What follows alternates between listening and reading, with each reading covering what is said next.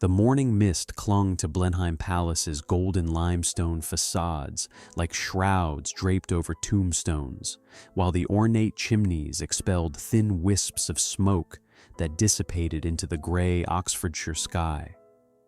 Carved cherubs adorning the mansion's Baroque cornices stared down with hollow stone eyes, their weathered faces bearing expressions of perpetual anguish rather than divine blessing. The massive oak doors, blackened by centuries of British weather, bore iron hinges that had rusted into patterns resembling dried bloodstains. Inside the great hall, portraits of long-dead Marlborough dukes gazed from gilded frames, their oil-painted smiles concealing secrets that had festered in darkness for 300 years. The palace's 187 rooms echoed with whispers of scandals that successive generations had murdered, buried, and transformed into tourist brochures. This magnificent monument to British heritage was built entirely on human suffering, financial corruption, and imperial plunder that claimed hundreds of thousands of lives. Was Blenheim Palace Britain's greatest architectural achievement, or its most elaborate mausoleum? The first Duke of Marlborough returned from the battlefields of Europe with blood-soaked hands and a queen's promise that would damn his descendants for centuries. John Churchill stood in the gilded chambers of St. James's Palace on a fog-laden December morning in 1704. His military uniform still bearing the metallic scent of gunpowder and death from the Battle of Blenheim. Queen Anne's pale fingers trembled as she signed the royal decree that would grant him lands, titles, and a construction budget that exceeded the annual income of entire counties. The parchment crackled beneath the royal seal, its wax the color of dried blood, while outside the palace windows, London's chimney smoke merged with winter mist to create an atmosphere that seemed to absorb light rather than reflect it. Churchill's weathered face bore the expression of a man who had witnessed horrors that would haunt his bloodline for generations, though contemporary observers noted the calculating gleam in his eyes as he contemplated the architectural monument that would rise from his military conquests. The Queen's generosity carried a price that extended far beyond financial obligation. Anne's gift of royal lands in Oxfordshire encompassed territories that had supported thriving agricultural communities for centuries, their ancient field systems and medieval villages forming an intricate tapestry of human settlement that would be obliterated to satisfy one man's megalomaniacal vision. The Crown surveyors arrived in the winter of 1705 with documents that transformed freeholders into trespassers overnight,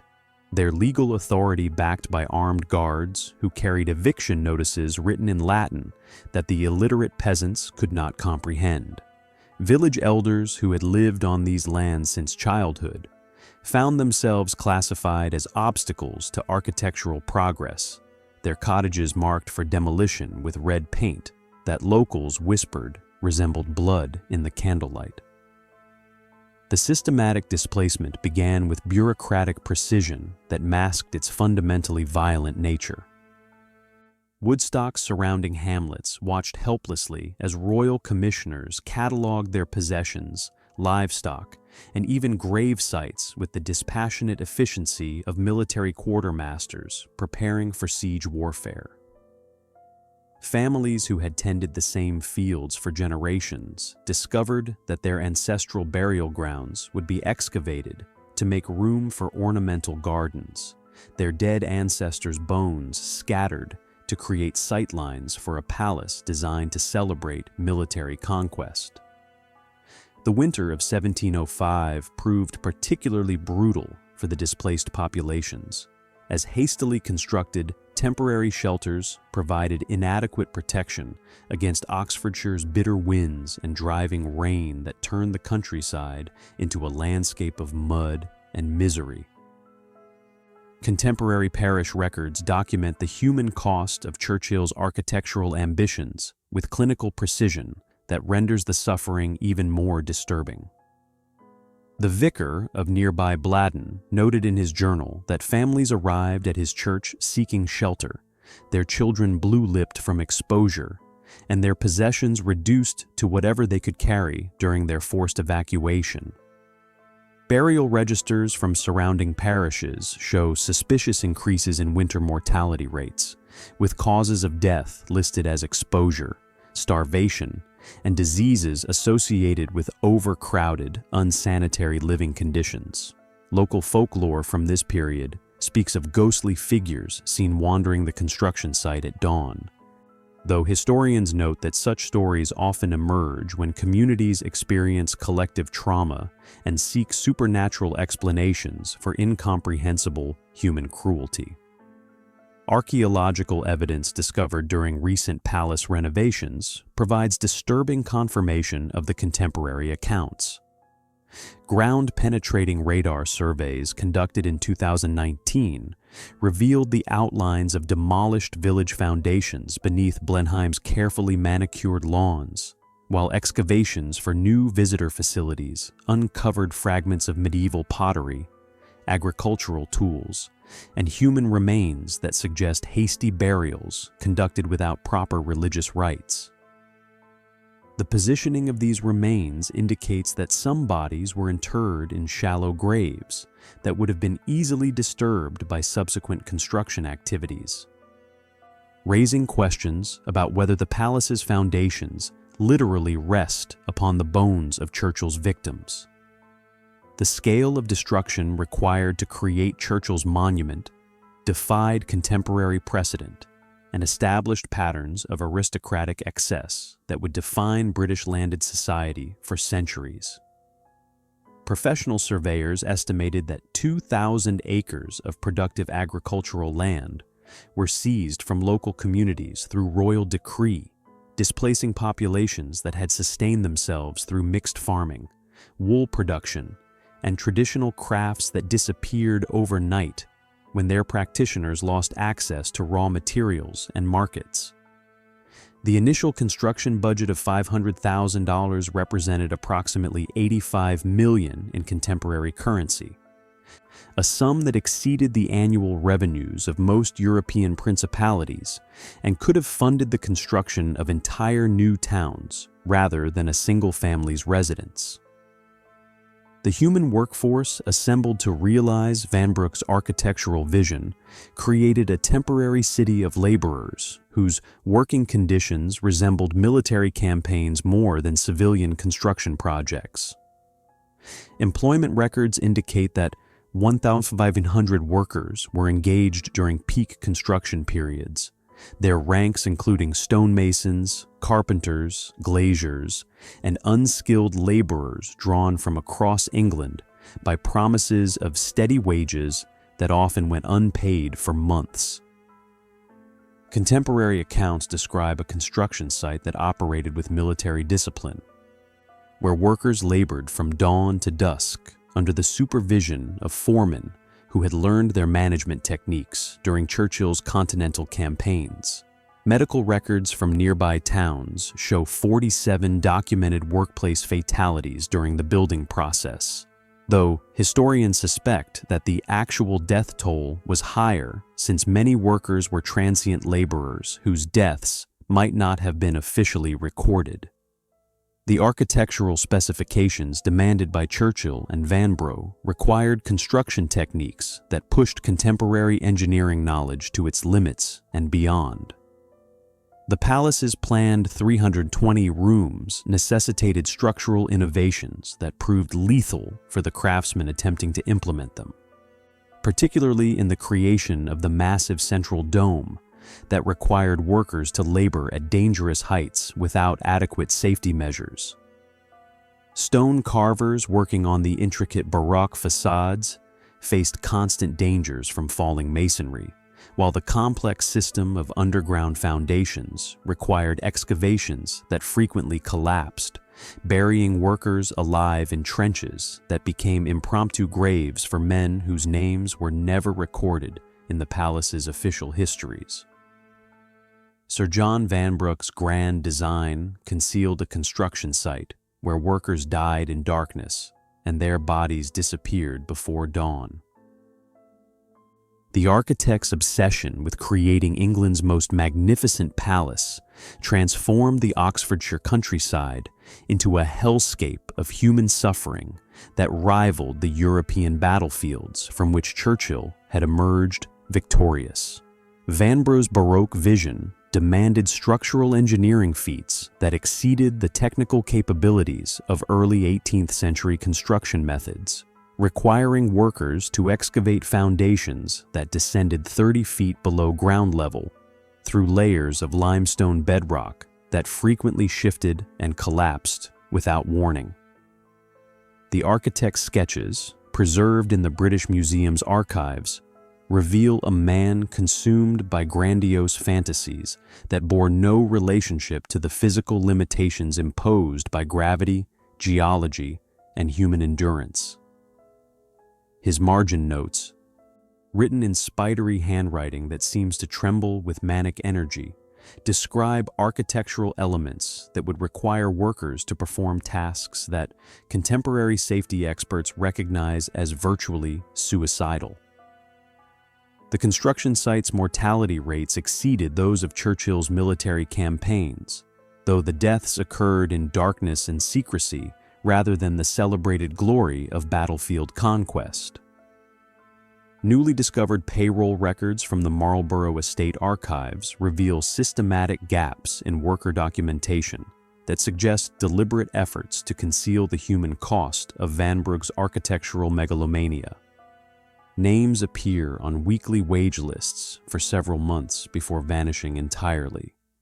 with no corresponding entries in local parish burial registers or medical records that would indicate natural deaths or relocations to other employment. The disappearances followed patterns that concentrated around the most dangerous phases of construction,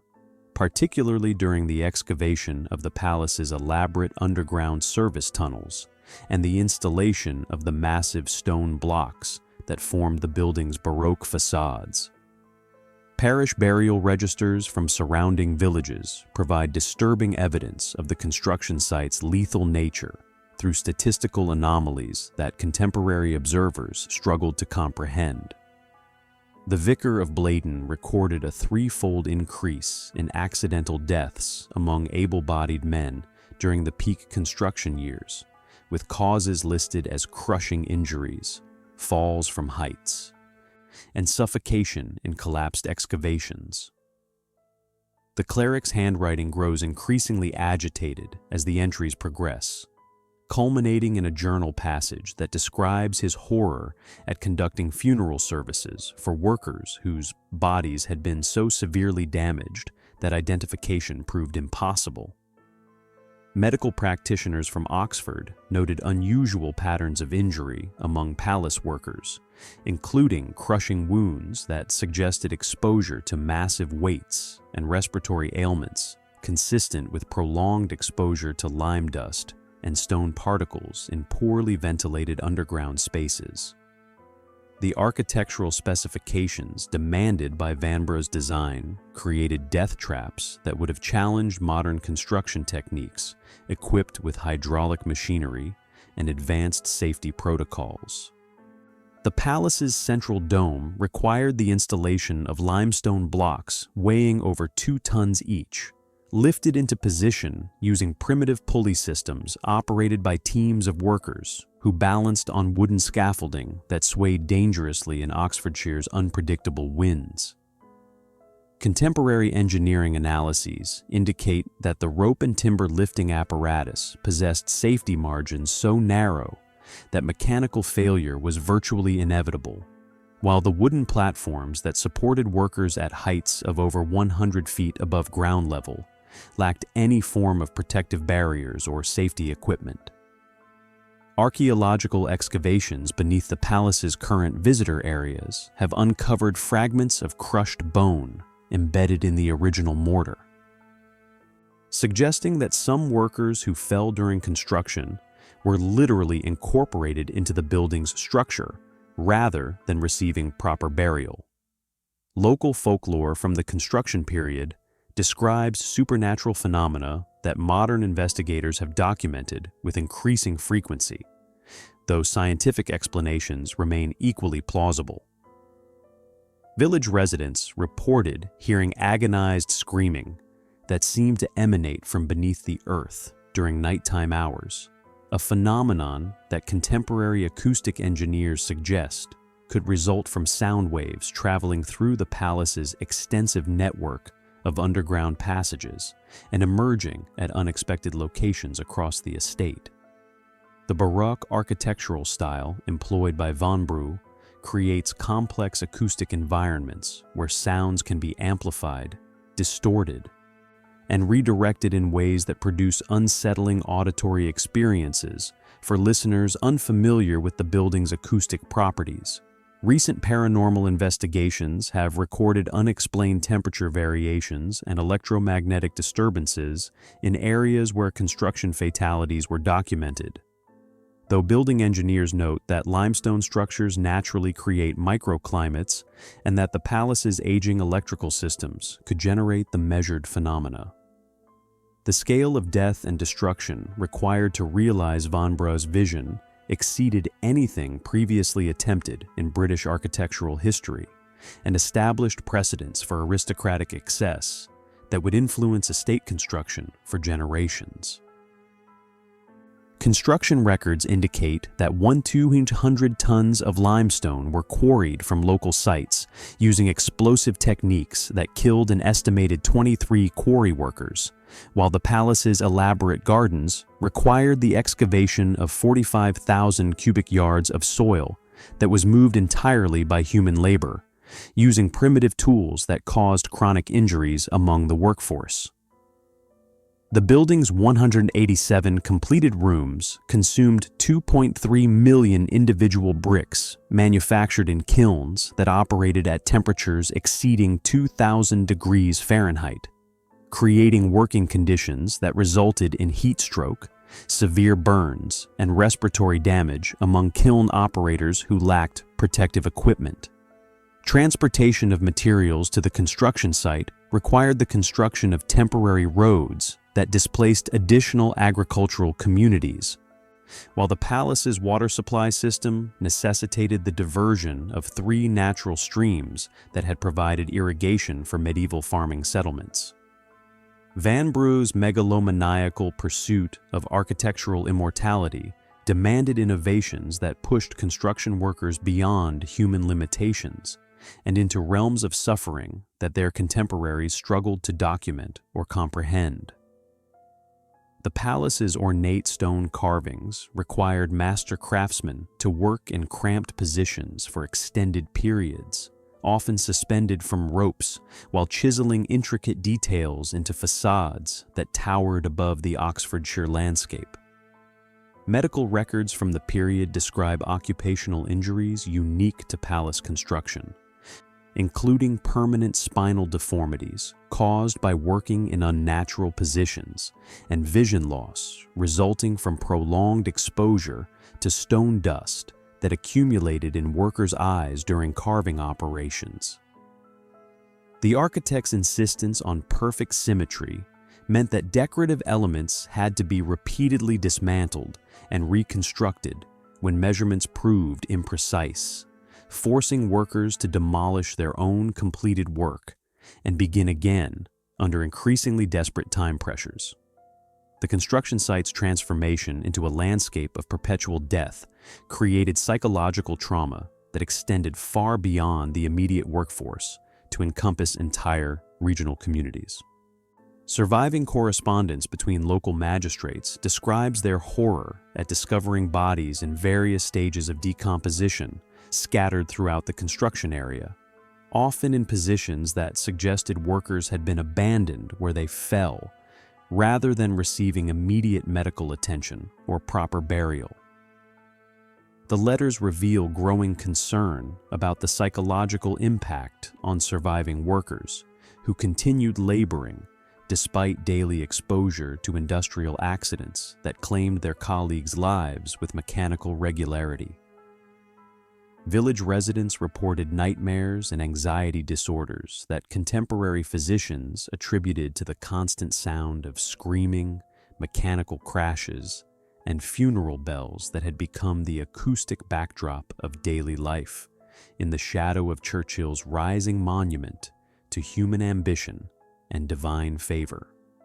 Behind Blenheim's painted ceilings, successive Marlborough dukes descended into cycles of violence, insanity, and depravity that servants whispered about in terrified silence.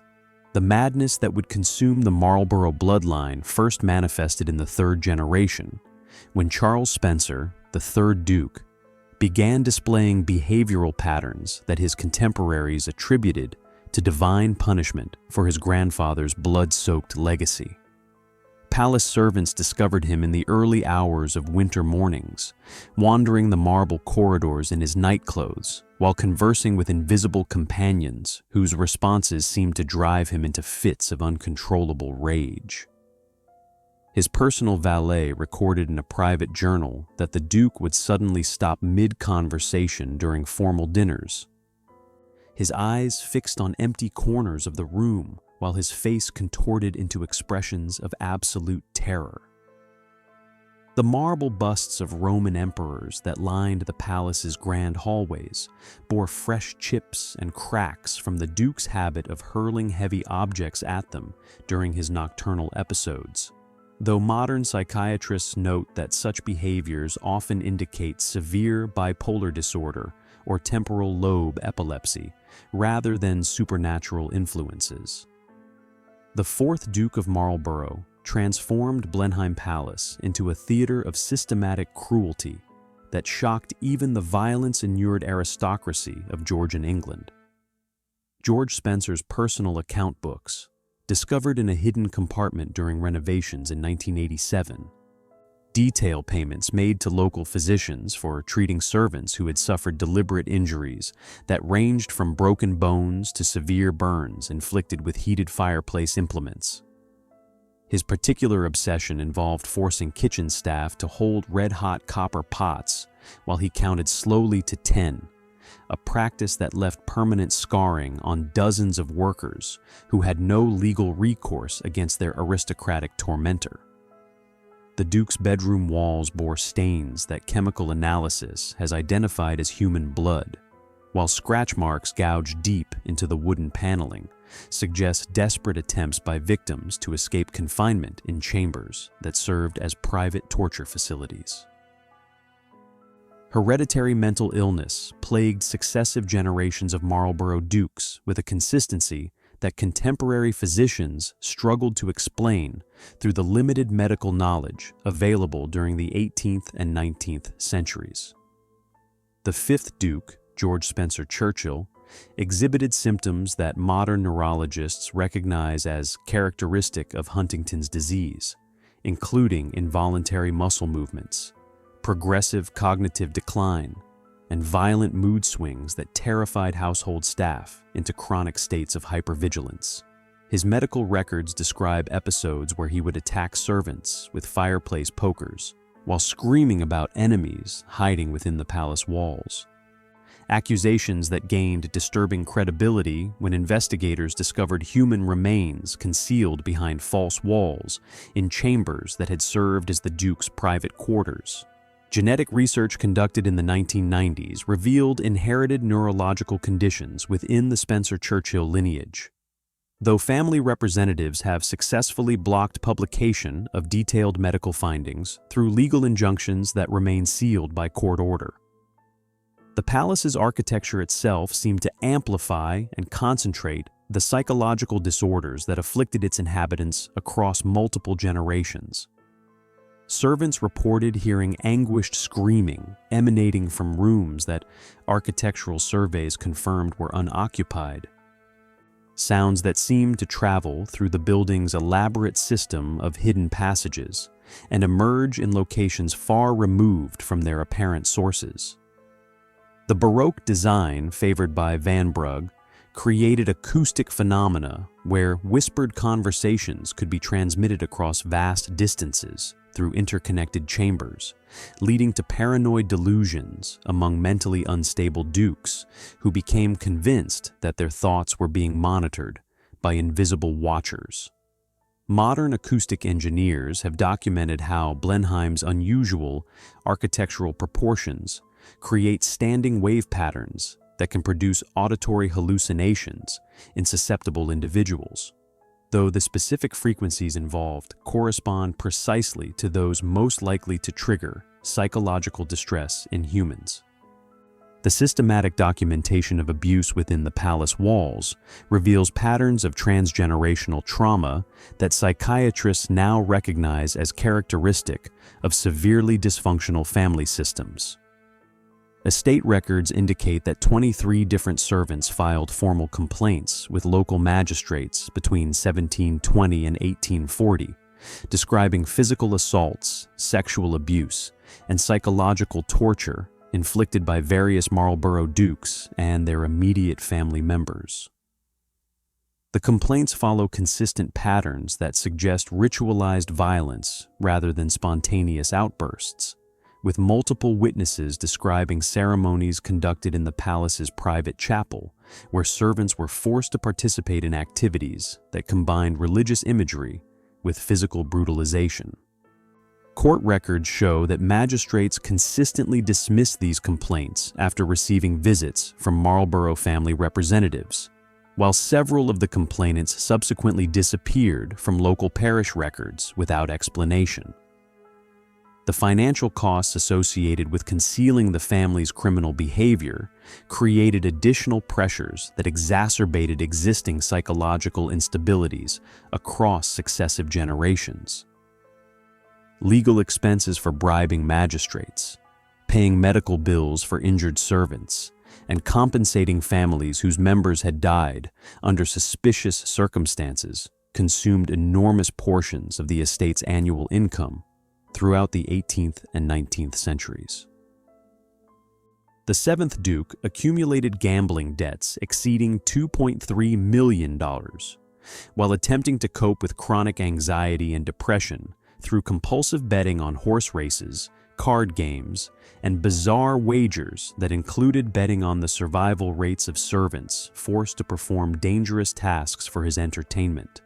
His personal correspondence reveals a man tormented by guilt over inherited crimes, while simultaneously perpetuating new atrocities that would burden future generations, creating cycles of psychological destruction that seem to intensify rather than diminish over time. Child exploitation within the palace reached levels of systematic abuse that rivaled the worst excesses of industrial-era factories and workhouses. Employment records reveal that children as young as 8 years old worked 16-hour days in conditions that included exposure to toxic cleaning chemicals, dangerous machinery, and physical environments that cause permanent developmental damage. The 8th Duke's private journals describe his particular fascination with observing children's reactions to fear, leading to elaborate psychological experiments that involved confining young servants in the palace's underground chambers while monitoring their responses to various forms of sensory deprivation and physical discomfort. Medical examinations of former child workers revealed patterns of injury consistent with systematic physical and sexual abuse, while psychological evaluations documented trauma responses so severe that many victims required institutionalization in mental hospitals where they remained until death. The scale of documented criminal activity within Blenheim Palace exceeded the worst excesses attributed to contemporary aristocratic families and established the Marlborough dynasty as uniquely depraved even by the standards of their class. Police records from the Victorian era document 156 separate investigations involving suspicious deaths, disappearances, and violent assaults connected to palace residents and staff. Though successful prosecutions numbered exactly 0 due to the family's political influence and financial resources. The estate's private burial ground contains 67 unmarked graves that archaeological surveys have dated to periods corresponding with documented staff disappearances, while ground-penetrating radar has identified additional burial sites throughout the palace grounds that remain unexcavated due to legal restrictions imposed by current family representatives. Medical records show that 34 different physicians treated palace-related injuries during the 19th century, with several doctors noting in their private papers that the consistent nature of the wounds suggested deliberate torture rather than accidental trauma. Modern paranormal investigators have documented electromagnetic anomalies and temperature variations throughout chambers, where historical records indicate that systematic abuse occurred over multiple generations. Sensitive electronic equipment registers sudden power fluctuations in rooms that served as private torture chambers, while infrared cameras detect cold spots that correspond precisely to locations where servants reported seeing apparitions of former victims. The phenomena intensify during anniversary dates of documented murders and disappearances, though environmental scientists note that old buildings naturally develop microclimates that can create measurable temperature variations, while aging electrical systems frequently produce the types of power fluctuations recorded by investigators. The psychological impact of learning about historical atrocities committed in specific locations may also heighten visitors' sensitivity to naturally occurring environmental phenomena, creating subjective experiences of supernatural encounters that feel authentic while possessing entirely mundane explanations. While Blenheim's guests dined on gold-plated china, the family's wealth flowed directly from Caribbean plantations where enslaved people died by the thousands. The Marlborough family's financial records, concealed in private vaults for 3 centuries, reveal investment portfolios that read like catalogs of human misery spanning the breadth of Britain's slave empire. Documents discovered during the 2018 renovation of the palace's private offices detail shareholdings in 17 different slave trading companies, sugar plantations across Barbados and Jamaica, and cotton estates in the American colonies that generated the liquid capital required to maintain Blenheim's extravagant lifestyle. The Duke's personal correspondence with plantation managers contains clinical discussions of mortality rates, breeding programs, and punishment protocols that rival the detached brutality of Nazi administrative documents. These letters, written on paper that bears watermarks featuring the Churchill family crest, describe enslaved human beings as agricultural equipment, requiring periodic replacement due to mechanical failure caused by overwork, disease, and systematic violence. The mahogany that lined Blenheim's famous library came from trees harvested by enslaved laborers who worked under conditions that contemporary medical experts recognize as deliberately designed to maximize death rates rather than productive efficiency. Shipping manifests from Churchill family vessels describe cargo loads that included both luxury timber and human beings, with enslaved Africans listed in inventories alongside furniture, decorative objects, and architectural materials destined for the palace's ongoing construction projects. The mortality rates on these voyages exceeded 40% during certain seasons, as ship captains discovered that cramming additional human cargo into holds designed for timber generated higher profits despite the increased death tolls. Surviving captains' logs describe the routine practice of throwing deceased enslaved people overboard during Atlantic crossings, creating maritime graveyards that stretched across shipping lanes connecting West Africa to Caribbean plantation islands. The palace's most celebrated architectural features were literally constructed from materials that bore the fingerprints, blood, and tears of enslaved workers who died, harvesting, processing, and shipping luxury goods to satisfy aristocratic vanity. The ornate sugar sculptures that adorned BLEMHEIM's grand banquets were crafted from raw materials produced by enslaved laborers who worked 18-hour days in tropical heat that killed them through dehydration, heat stroke, and exhaustion exacerbated by deliberate malnutrition. Contemporary plantation records indicate that sugar workers survived an average of 7 years after beginning field labor, with death rates approaching 100% among children forced into agricultural work before reaching adolescence. The white sugar that aristocratic guests consumed at palace dining events was processed using techniques that required workers to maintain boiling cauldrons at temperatures that caused severe burns, respiratory damage from inhaling toxic vapors, and crushing injuries from primitive machinery operated without safety precautions. Archaeological investigations of former plantation sites owned by the Marlborough family have uncovered mass burial grounds containing thousands of unmarked graves that provide physical evidence of the systematic murder disguised as agricultural enterprise. Forensic analysis of skeletal remains reveals patterns of injury consistent with extreme physical abuse, including healed fractures that indicate repeated beatings, dental damage suggesting severe malnutrition, and bone deformities caused by forcing growing children to perform heavy manual labor that permanently damaged their developing skeletal systems. Carbon dating confirms that the highest mortality rates occurred during periods when BLEMHEIM Palace was undergoing major renovations that required enormous capital expenditures, suggesting that construction projects in Oxfordshire were directly financed through intensified exploitation that increased death rates on Caribbean plantations. The financial mechanisms that transformed Caribbean suffering into English architectural splendor operated through banking networks that laundered blood money through multiple intermediary institutions before reaching the Marlborough family's accounts. Investment records show that the Churchill family maintained controlling interests in slave trading ventures that transported an estimated 50,000 enslaved Africans across the Atlantic between 1720 and 1790, generating profits that contemporary economists calculate at approximately $847 million in modern currency.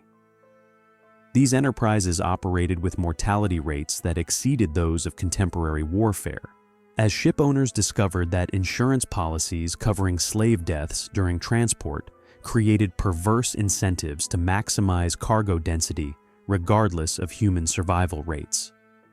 The palace's account books record regular payments from Caribbean investments alongside routine household expenses, creating documentary evidence that every aspect of daily life at BLEMHEIM was subsidized through systematic murder conducted on an industrial scale. Modern paranormal investigators have documented unexplained phenomena throughout BLEMHEIM Palace that correspond with spaces where objects created through slave labor were displayed, used, or stored during the 18th and 19th centuries. Electromagnetic anomalies cluster around the library's mahogany shelving,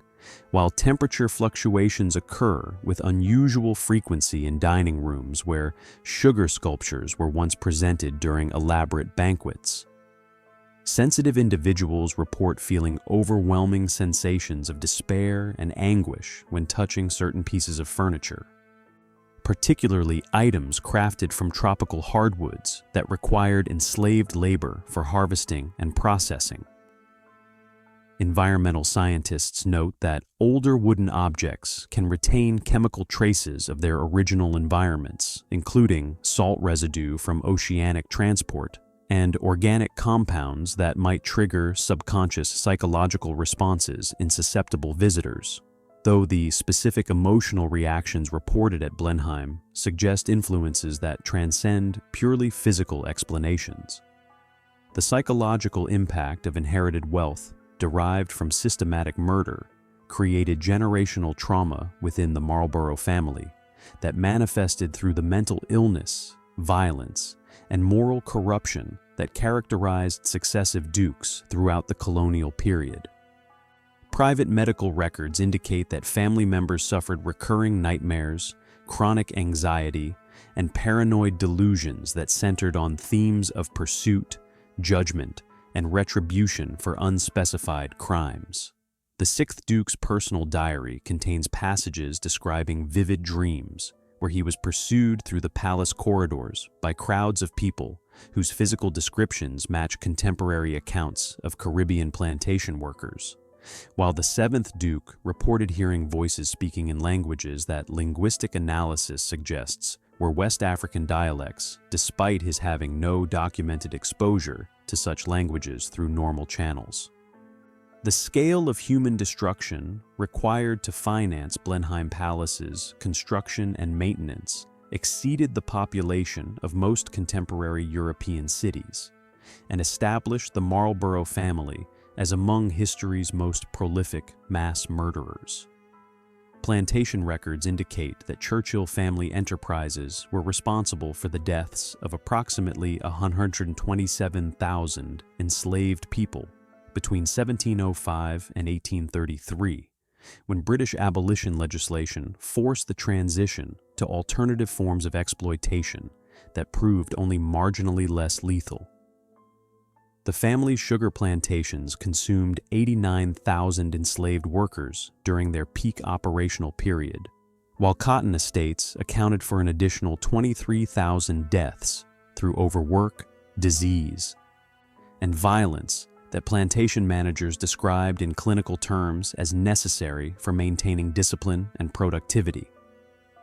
Shipping mortality added 15,000 deaths during Atlantic crossings, with insurance claims documenting specific voyages where over 60% of human cargo perished during transport between African ports and Caribbean destinations. The transformation of mass murder into architectural beauty created cognitive dissonance that drove Blenheim's inhabitants toward increasingly extreme forms of psychological dysfunction and criminal behavior. The palace's residents lived surrounded by constant reminders of their wealth's bloody origins, from mahogany furniture to sugar-sweetened beverages, creating environments where moral corruption became normalized through daily exposure to luxury products that embodied systematic violence. Contemporary visitors noted the family's obsessive concern with locked doors, hidden passages, and security measures that seemed excessive even by the paranoid standards of 18th century aristocracy. Behaviors that modern psychologists recognize as characteristic of individuals experiencing chronic guilt and fear of retribution for past crimes. The documentary evidence linking Blenheim Palace's splendor to Caribbean genocide remains preserved in archives that the current Duke of Marlborough has attempted to seal through legal injunctions, court orders, and political pressure applied to academic institutions conducting historical research. Freedom of information requests have revealed government assistance in concealing documents that detail the extent of the family's involvement in slave trading enterprises, while university researchers report receiving threats and funding cuts when their investigations approach sensitive topics related to the Churchill family's colonial activities. The mahogany shelves that still line the palace's library continue to emanate the faint scent of tropical wood, a fragrance that carries within its molecular structure the chemical traces of the human suffering that transformed Caribbean forests into English architectural ornaments designed to celebrate military conquest and imperial dominance.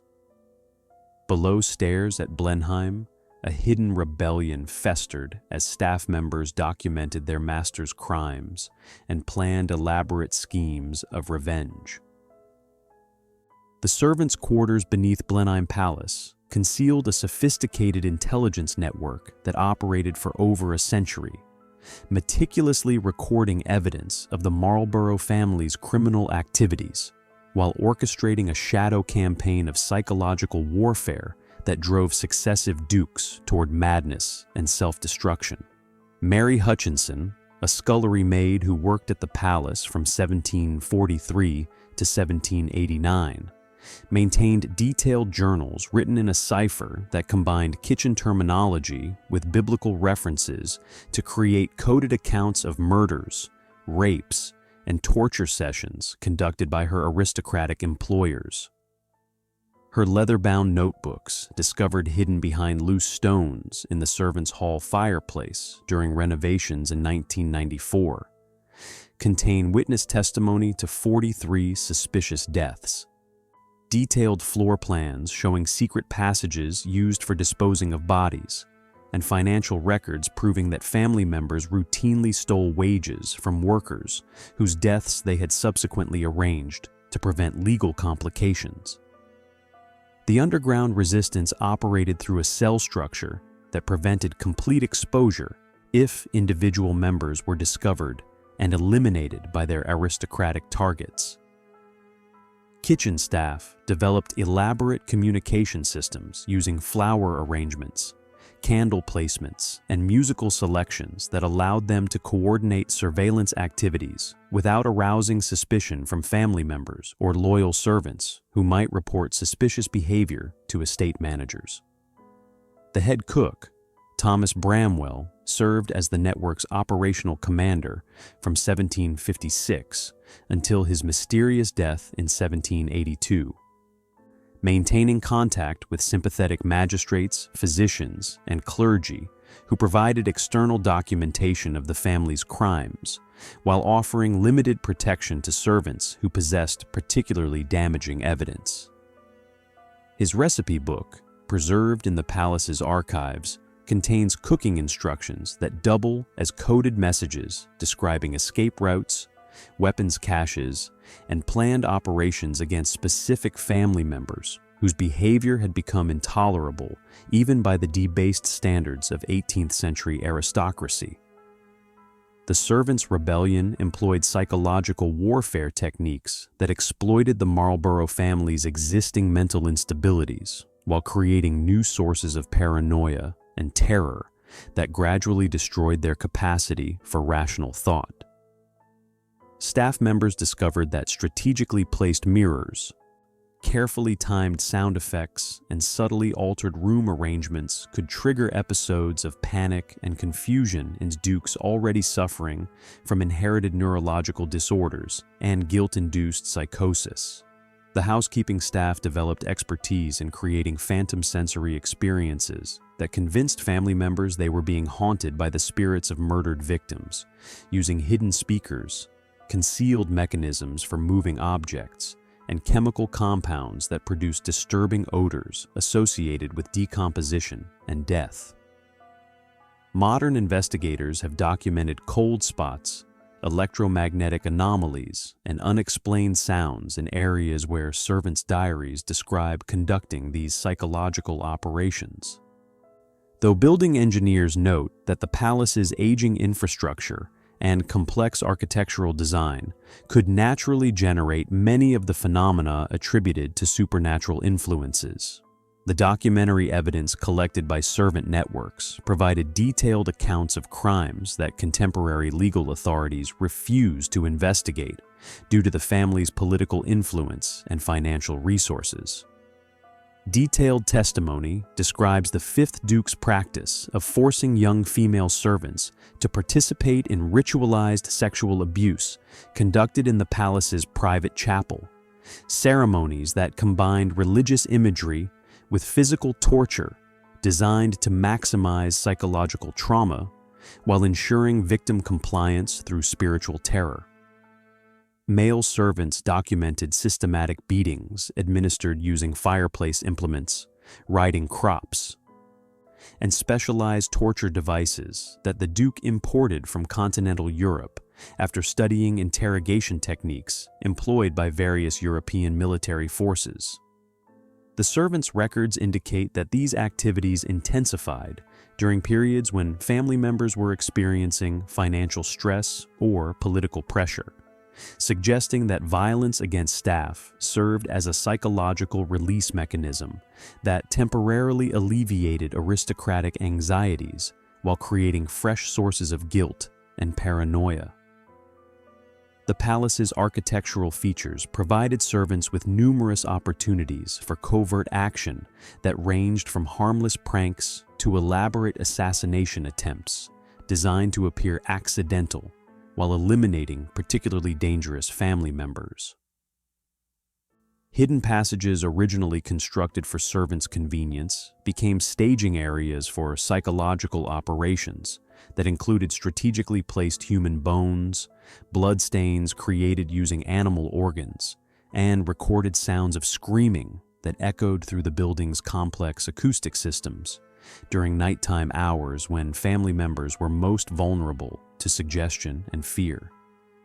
The building's electrical systems, installed during Victorian renovations, provided additional opportunities for creating supernatural effects through controlled power fluctuations, strategic lighting arrangements, and electromagnetic devices that produce the types of phenomena that contemporary paranormal investigators continue to document throughout the palace. The scale of servant resistance activities exceeded anything previously documented in British domestic settings and established Blenheim Palace as a unique battleground where class warfare was conducted through psychological terrorism rather than open violence. Employment records indicate that 340 servants worked at the palace during peak operational periods, with approximately 60% participating in active resistance operations, while the remainder provided passive support through information gathering and tactical assistance. The resistance network documented 127 separate incidents of family violence against staff members, while successfully orchestrating 15 suspicious accidents that eliminated particularly brutal overseers and family members whose behavior threatened the entire servant community.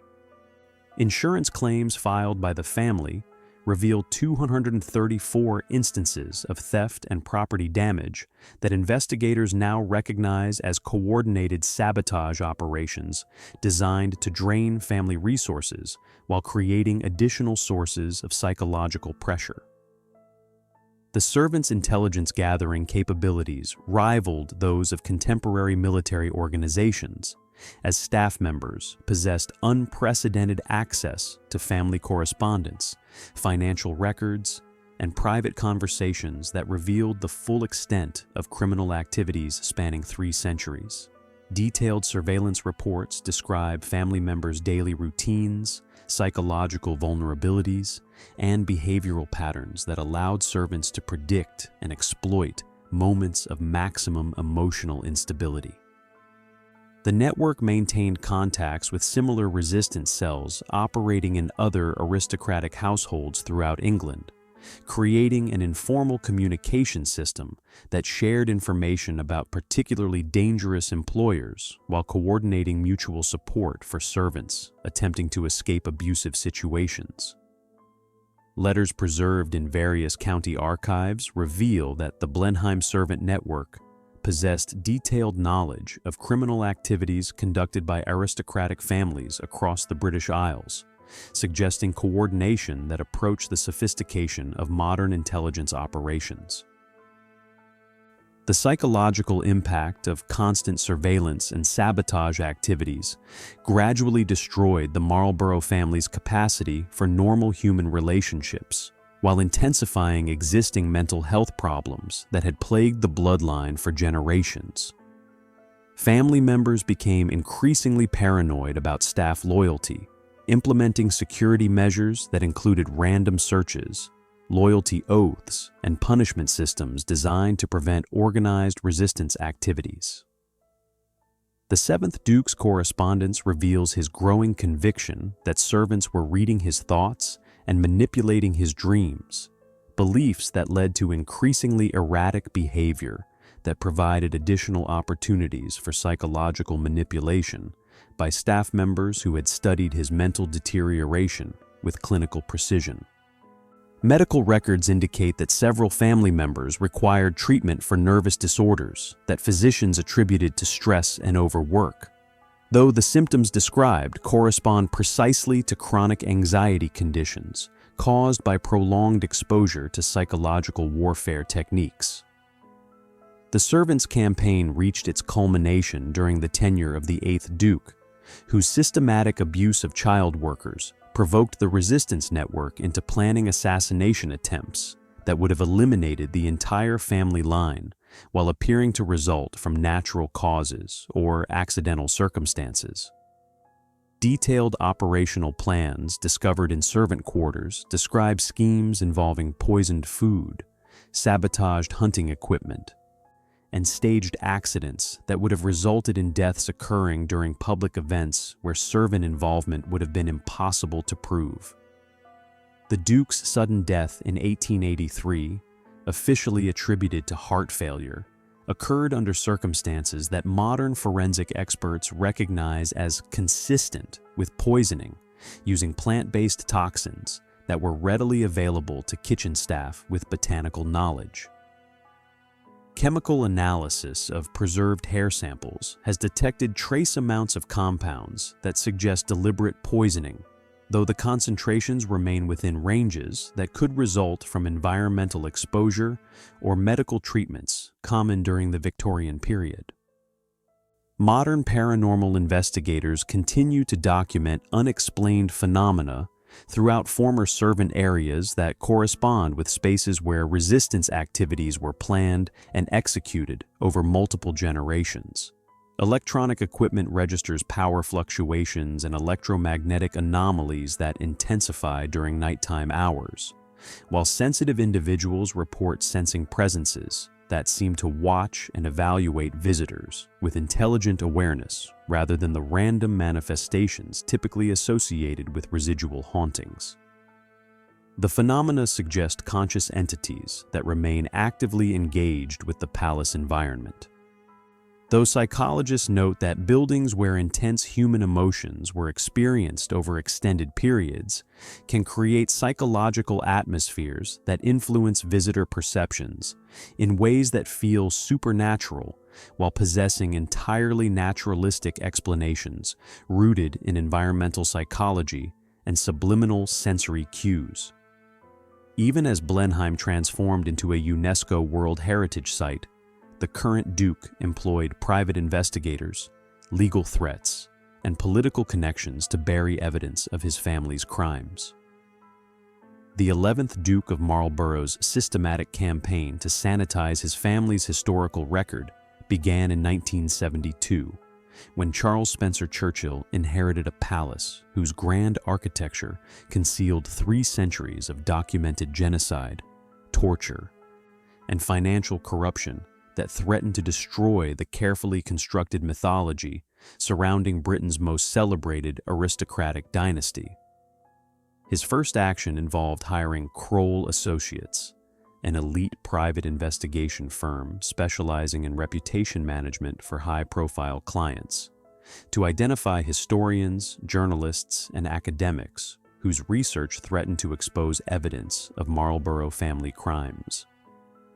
Internal company memos obtained through Freedom of Information requests reveal a coordinated strategy that combined legal intimidation with financial incentives designed to prevent publication of damaging historical evidence while discrediting researchers who refused to abandon their investigations into the palace's blood-soaked foundations. The Duke's legal arsenal included defamation lawsuits, injunctions preventing academic publication, and criminal harassment charges filed against historians whose research had uncovered particularly incriminating documents in private and public archives. Dr. Sarah Mitchell, a Cambridge historian who discovered evidence linking the 5th Duke to a series of servant murders, received death threats and found her university funding mysteriously withdrawn after publishing preliminary findings in academic journals during 1987. Her research materials, which included photocopied correspondence proving systematic torture and murder, disappeared during a burglary at her university office that police investigators noted was conducted with unusual precision, targeting specific historical documents while leaving valuable electronic equipment untouched. Mitchell's subsequent attempts to reconstruct her research were blocked by legal injunctions, claiming that the documents contained private family information protected under privacy laws that had been specifically modified to accommodate aristocratic concerns about historical accountability. Government assistance in concealing Marlborough family crimes extended through multiple administrations and political parties, revealing institutional corruption that prioritized aristocratic reputation over historical truth and legal accountability. Cabinet Office records released under the 30-year rule document meetings between Home Office officials and Duke representatives that resulted in the classification of certain historical documents as matters of national security, despite their purely domestic criminal content.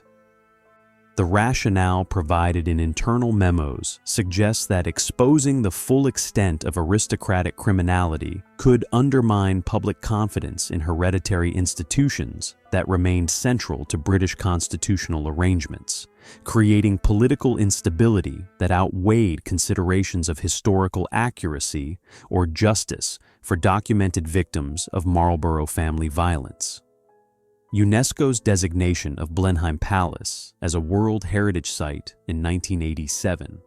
required the suppression of historical evidence that would have disqualified the estate under international standards, prohibiting the celebration of locations associated with crimes against humanity. Internal UNESCO correspondence obtained through leaked documents reveals that British government representatives provided deliberately falsified historical summaries that omitted references to slave trading, systematic murder, and other documented criminal activities while emphasizing architectural significance and cultural importance. The designation process included site visits by international inspectors who were provided with guided tours that avoided areas where archaeological evidence of mass graves and torture facilities remained accessible to trained investigators, while family representatives hired actors to portray historical servants during reconstructed scenes that presented sanitized versions of master-servant relationships. The transformation of Blenheim Palace into a major tourist destination required the creation of entirely fictional historical narratives that replaced documented evidence of criminal activity with romanticized stories emphasizing military glory, architectural achievement, and aristocratic refinement. Professional historians employed by the estate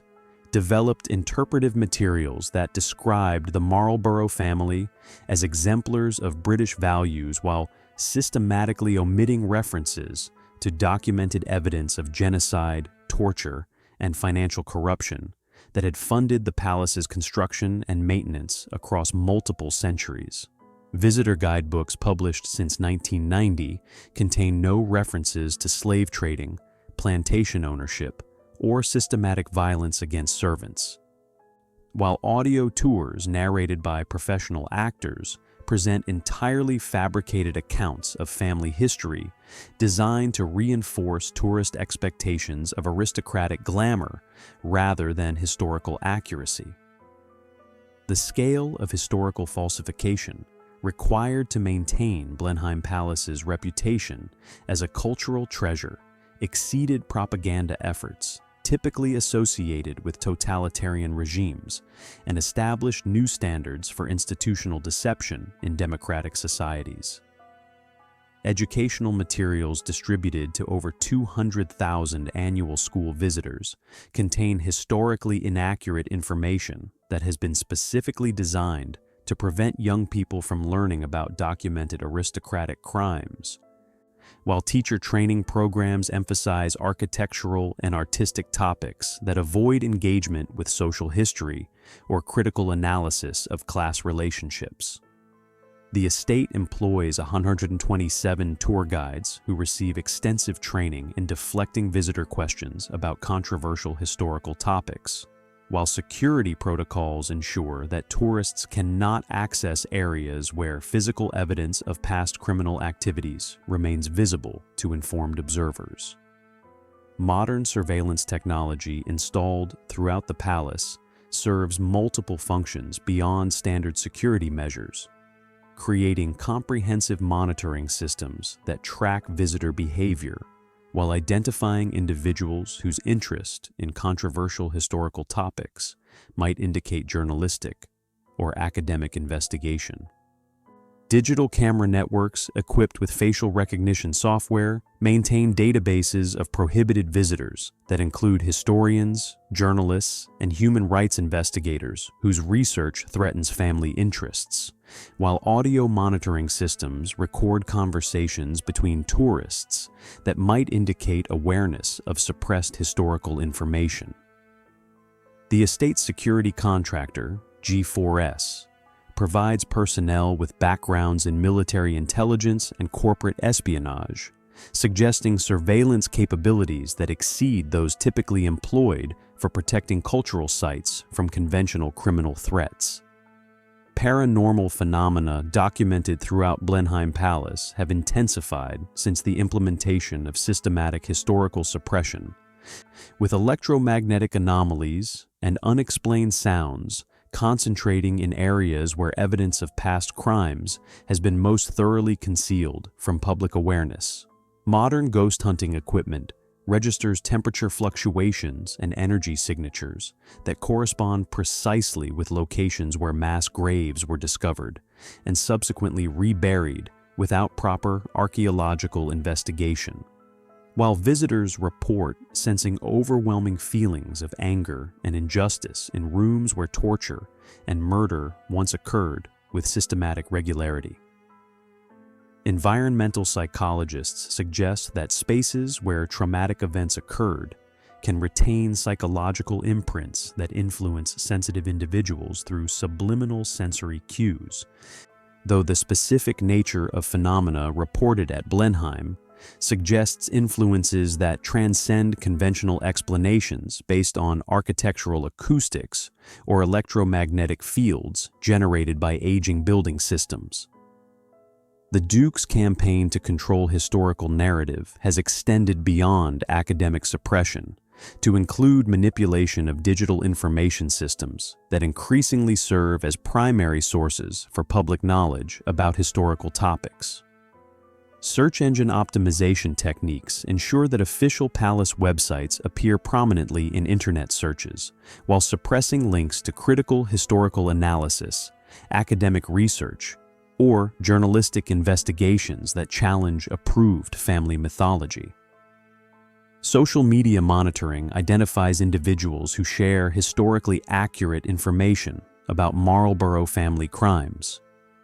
leading to coordinated harassment campaigns designed to discourage further investigation while creating online environments where truth-telling becomes personally costly for private citizens who lack legal resources to resist aristocratic intimidation.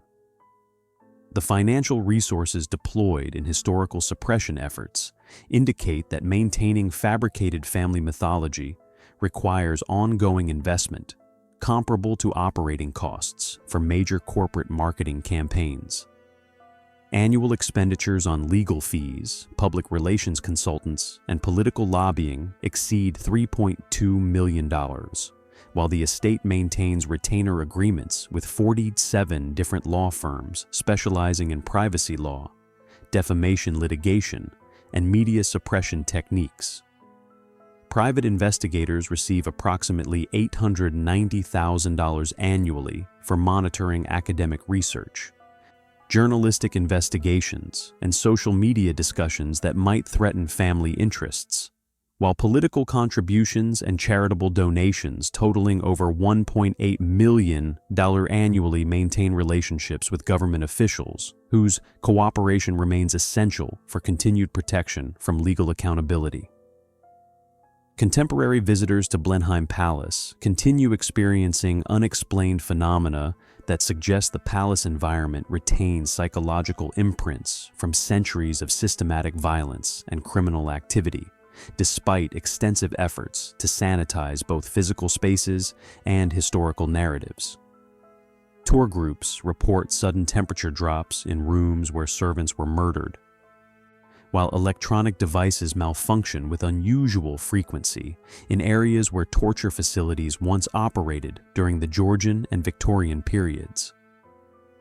The phenomena occur most frequently when visitors begin discussing historically accurate information about family crimes, suggesting conscious supernatural responses to truth-telling activities, though skeptical investigators note that the psychological power of suggestion, combined with environmental factors, could create subjective experiences that feel genuinely supernatural while possessing entirely naturalistic explanations rooted in human psychology rather than paranormal influences. As millions of tourists walk through Blenheim's gilded halls, they remain unaware that they are literally treading on the bones of the palace's forgotten victims. Ground-penetrating radar surveys conducted during routine maintenance operations in 2019 revealed an underground landscape that resembled a vast cemetery more than the foundation of a UNESCO World Heritage Site, with anomalous readings indicating hundreds of human burials scattered throughout the palace grounds in patterns that suggested hasty concealment rather than formal interment. The radar signatures appeared strongest beneath the palace's most celebrated public spaces, including the Great Hall, where tourists gathered daily to admire Thornhill's painted ceiling that glorified military conquest while standing unknowingly above the remains of construction workers who had died, creating the architectural framework for aristocratic vanity. Archaeological consultants hired to evaluate the findings reported skeletal remains positioned at depths and angles consistent with bodies that had been dumped into excavations and covered with building materials rather than buried, according to Christian burial practices that would have been standard for legitimate worker deaths. The palace's ongoing structural problems defied conventional engineering explanations, while draining millions of pounds from restoration budgets that seemed to evaporate as quickly as funds could be allocated to address mysterious deterioration, affecting the building's fundamental stability. Load-bearing walls developed stress fractures that reappeared within months of expensive repairs, while foundation settlements occurred in patterns that structural engineers described as geometrically impossible given the underlying geology and original construction techniques.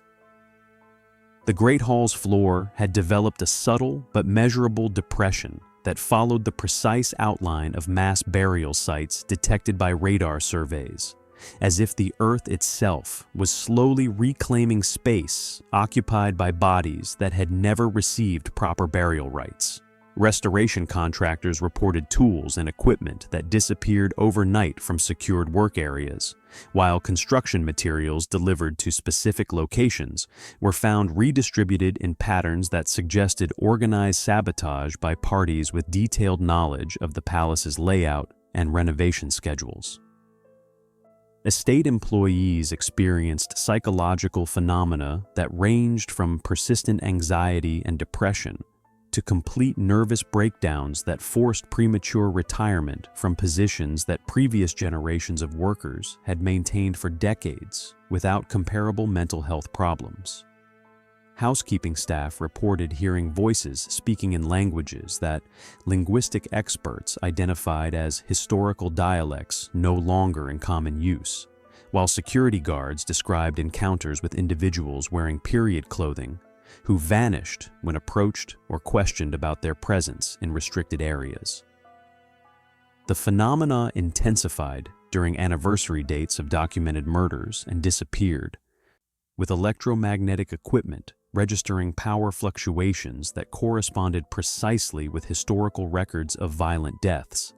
while modern psychiatric evaluations revealed stress-related disorders among staff members that exceeded rates typically observed in comparable workplace environments. Forensic archaeological investigations commissioned by insurance companies seeking to understand the palace's inexplicable maintenance costs uncovered physical evidence that confirmed the most disturbing aspects of historical documentation spanning 3 centuries of systematic criminal activity. Excavations conducted beneath areas scheduled for renovation revealed human remains exhibiting trauma patterns consistent with deliberate violence, including skull fractures caused by heavy blunt instruments, bone breakage suggesting prolonged torture, and positioning that indicated bodies had been disposed of immediately after death without regard for religious or legal burial requirements. Carbon dating confirmed that the remains spanned multiple historical periods, corresponding with documented episodes of family violence, while DNA analysis of bone fragments revealed genetic markers suggesting relationships between victims that indicated systematic targeting of specific family groups or ethnic populations. The scale of death concealed beneath BLEMHEIM's tourist-friendly facade exceeded casualty figures from many historical battles, while establishing the palace as potentially the largest undocumented crime scene in British history. Ground-penetrating radar identified 456 distinct anomalies consistent with human burial sites distributed across the estate's 2,100 acres, while excavation samples from 23 different locations confirmed the presence of human remains that preliminary analysis suggested represented over 800 individual victims of violence, spanning the period from initial construction through the late Victorian era.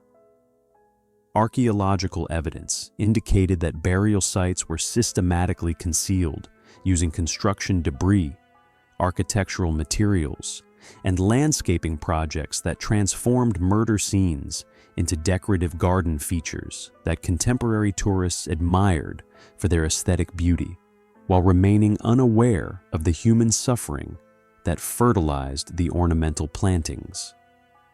Modern paranormal investigators equipped with sophisticated electronic monitoring equipment documented phenomena that defied conventional explanations while suggesting conscious supernatural activity rather than residual environmental effects typically associated with historical trauma sites.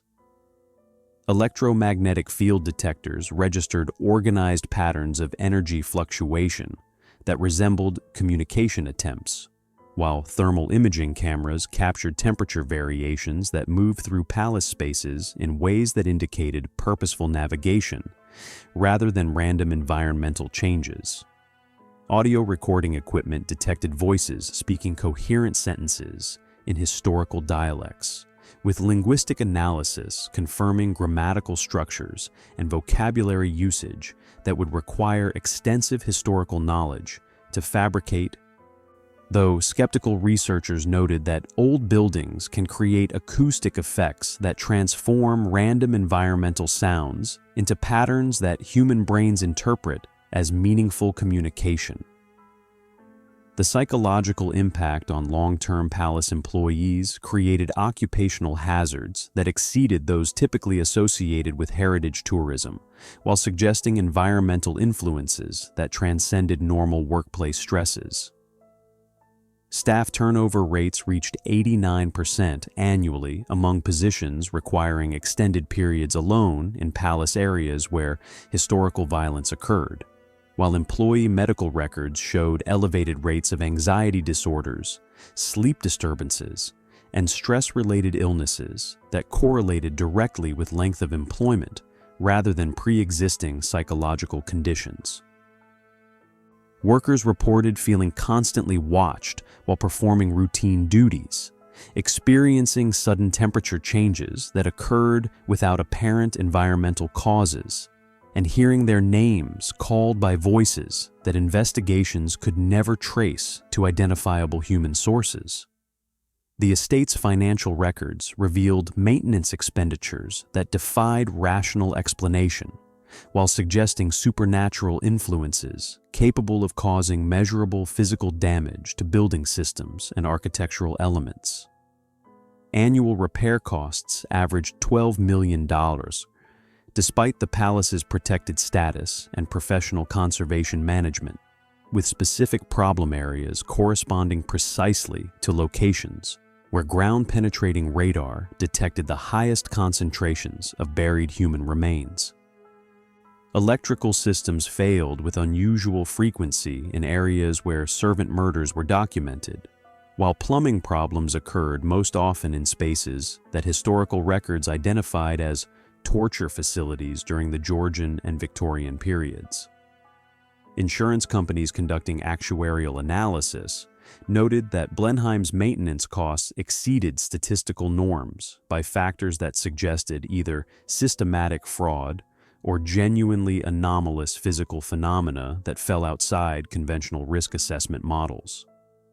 Contemporary visitors continued experiencing unexplained psychological and physical effects that tourism psychology experts struggled to explain through conventional theories about environmental suggestion and historical atmosphere. Medical personnel stationed at the palace's visitor center treated an average of 127 tourists annually for panic attacks, fainting spells, and anxiety reactions that occurred most frequently in areas where archaeological evidence indicated mass burial sites, while visitor feedback forms documented consistent reports of overwhelming sadness, unexplained fear, and physical sensations of being watched or followed during tours of specific palace areas. The phenomena affected visitors from diverse cultural backgrounds and age groups, suggesting environmental influences that transcended individual psychological susceptibility or cultural conditioning regarding supernatural beliefs. The weight of historical evidence, combined with ongoing paranormal phenomena, created an interpretive challenge that forced observers to choose between rational skepticism and acknowledgement of possibilities that transcended conventional understanding of how traumatic historical events might continue influencing physical environments across multiple centuries. Scientific instruments documented measurable phenomena that correlated with historical records of violence while occurring in patterns that suggested conscious awareness rather than random environmental effects, though alternative explanations remained possible through combinations of psychological suggestion, environmental factors, and coincidental correlation between documented history and naturally occurring building problems. The palace's transformation into a celebrated tourist destination required visitors to navigate spaces where hundreds of people had died violent deaths, while tour guides provided sanitized historical narratives that omitted references to the systematic violence that had funded and sustained aristocratic lifestyle across multiple generations. The ongoing discovery of human remains during routine maintenance operations ensured that Blenheim Palace would continue generating archaeological evidence of historical crimes, while tourism revenue provided financial incentives for concealing rather than investigating the full extent of documented atrocities. Each renovation project risked uncovering additional burial sites that would require expensive archaeological investigation, while potentially generating negative publicity that could damage the estate's reputation as a family-friendly cultural attraction, creating institutional pressures that favored continued concealment over historical accountability. The palace's future remained bound to its blood-soaked past through physical evidence that could never be entirely erased and supernatural phenomena that suggested conscious entities determined to ensure that their suffering would not be permanently forgotten by successive generations of visitors who walked unknowingly above their unmarked graves.